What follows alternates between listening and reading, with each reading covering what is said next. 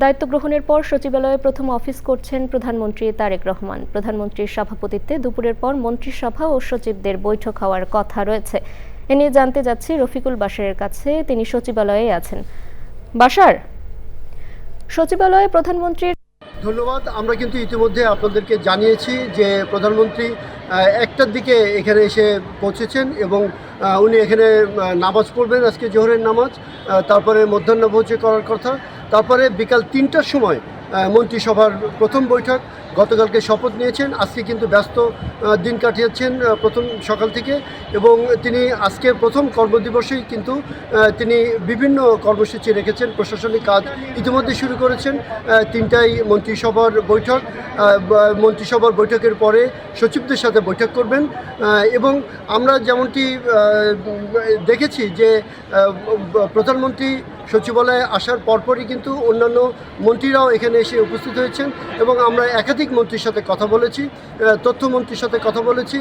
তথ্যমন্ত্রী আমাদেরকে জানিয়েছেন যে তিনি ভয়মুক্ত একটি গণমাধ্যম তৈরির জন্য যা যা প্রয়োজন সেই ব্যবস্থা করবেন, এবং গণমাধ্যম সহ পুরো দেশের যে একটি চ্যালেঞ্জ, সবচেয়ে চ্যালেঞ্জ তিনি মনে করছেন যে তথ্য প্রযুক্তির মাধ্যমে যে গুজব ছড়ানো হচ্ছে, সেই গুজব যেমন ভালো তেমন মন্দ, দুইটা দিকই আছে। সেই গুজবটি তথ্য প্রযুক্তির মাধ্যমে প্রতিহত করার জন্য যেসব উদ্যোগ নেওয়ার দরকার তেমন উদ্যোগ নেবেন বলে তথ্যমন্ত্রী জানিয়েছেন।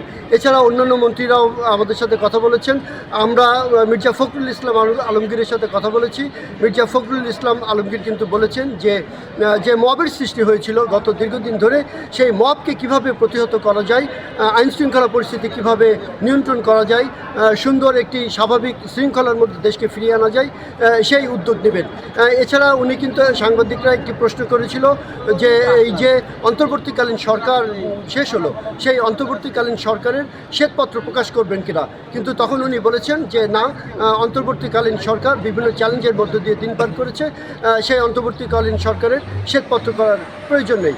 আমরা আরও অনেক অন্যান্য মন্ত্রীর সাথে কথা বলেছি, আমরা আপনাদের কাছে সেই সব বিষয়ে বিস্তারিত পরে জানিয়ে দেব।